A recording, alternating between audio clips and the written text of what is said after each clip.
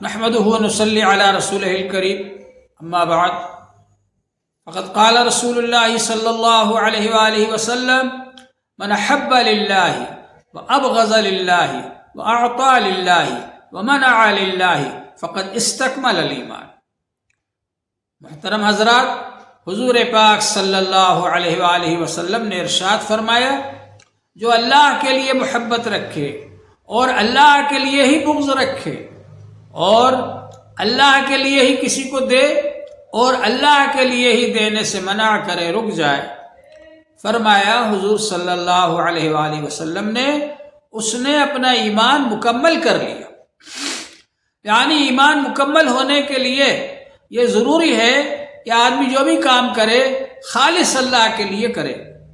اگر وہ کسی سے محبت رکھ رہا ہے تو خالص اللہ کے لیے محبت رکھے، اگر وہ کسی سے بغض رکھ رہا ہے، کسی سے اس کو نفرت ہے، تو خالص اللہ کے لیے ہونا چاہیے۔ آپ نے سنا ہوگا حضرت علی رضی اللہ تعالیٰ عنہ کا مشہور قصہ ہے کہ وہ ایک شخص کے اوپر سوار ہو گئے۔ اب جب وہ چت ہو گیا، لیٹ گیا اور اس نے سوچا مجھے مار ڈالیں گے، تو اس نے حضرت علی رضی اللہ تعالیٰ عنہ پر تھوک دیا۔ جب حضرت علی رضی اللہ عنہ کے چہرے پر اس آدمی نے تھوکا تو وہ الگ ہٹ گئے۔ تو لوگوں نے کہا دشمن آپ کے قابو میں آ گیا تھا اور آپ نے اس کو چھوڑ دیا۔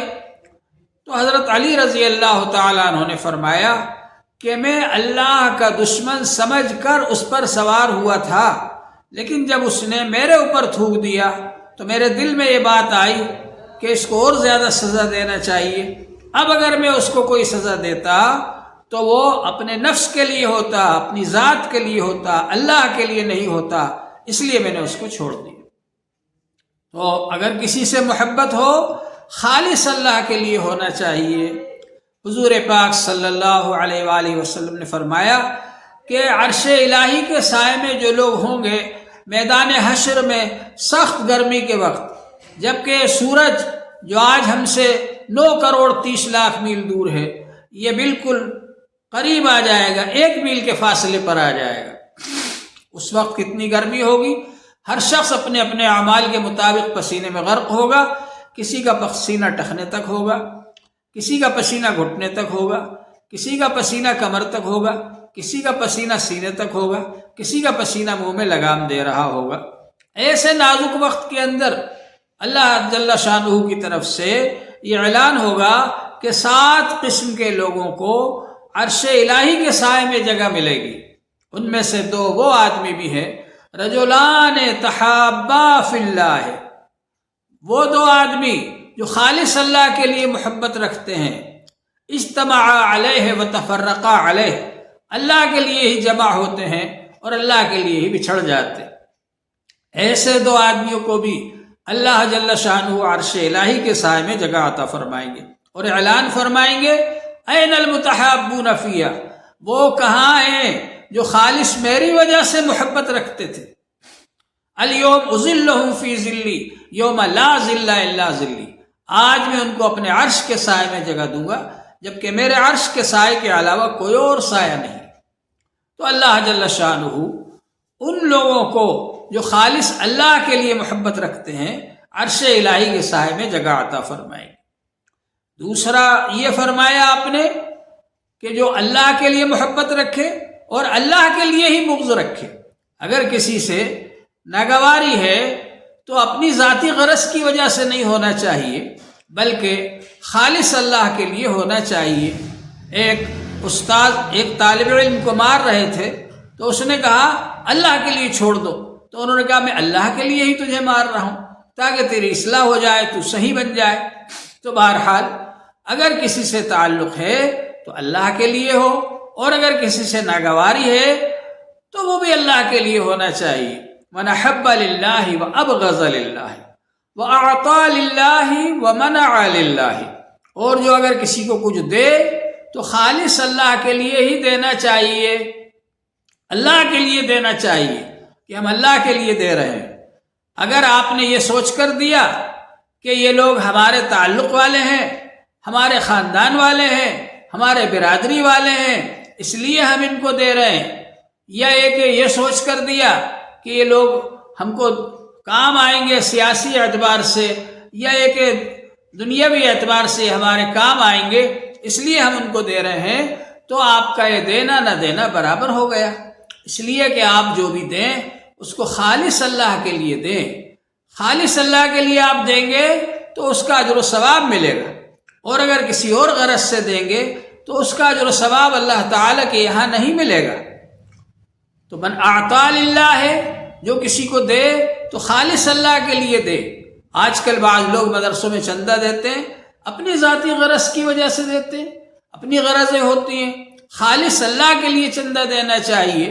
یہ سوچ کر کہ اللہ تعالیٰ کے دین کا کام آگے بڑھے، قرآن پاک کی تعلیم بلند ہو جائے، اس کو زیادہ سے زیادہ ترقی ملے، یہ سوچ کر کے آپ دیں گے تو اس کا اجر و ثواب آپ کو ہمیشہ ہمیشہ ملے گا۔ قرآن پاک کی تعلیم کا سلسلہ جب تک چلتا رہے گا،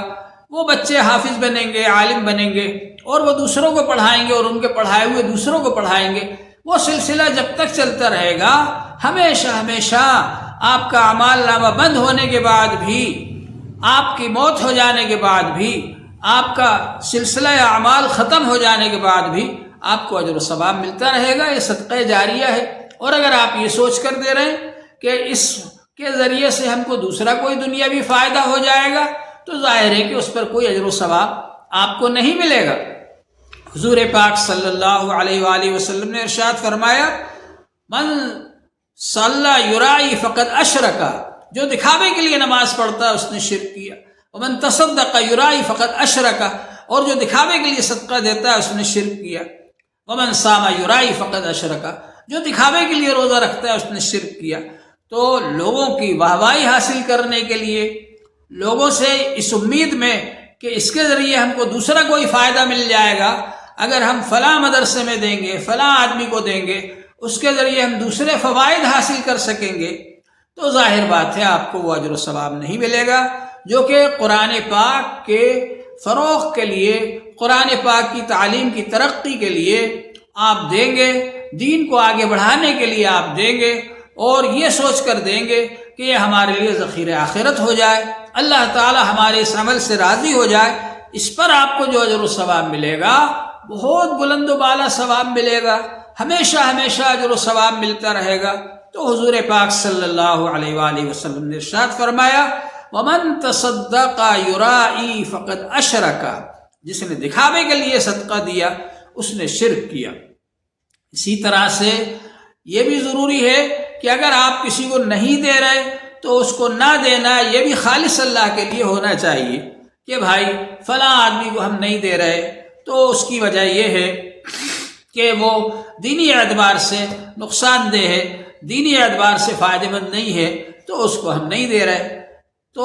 اس میں بھی آپ کا نہ دینا بھی، کیونکہ خالص اللہ کے لیے آپ رکے ہیں، وہ بھی آپ کا ایمان کے دائرے میں آئے گا اور تکمیل ایمان کا ذریعہ بنے گا۔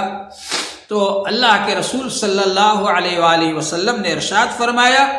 من احب للہ، جو اللہ کے لیے محبت رکھے، وابغض للہ، اور اللہ کے لیے ہی بغض رکھے، واعطا للہ، اور اللہ کے لیے ہی دے، ومنع للہ، اور اللہ کے لیے ہی دینے سے رک جائے، فقد استکمل الایمان، اس نے ایمان کو مکمل کر لیا۔ اللہ جل شانہ ہم سب کو اس کی توفیق عطا فرمائے۔ وآخر دعوانا ان الحمد للہ رب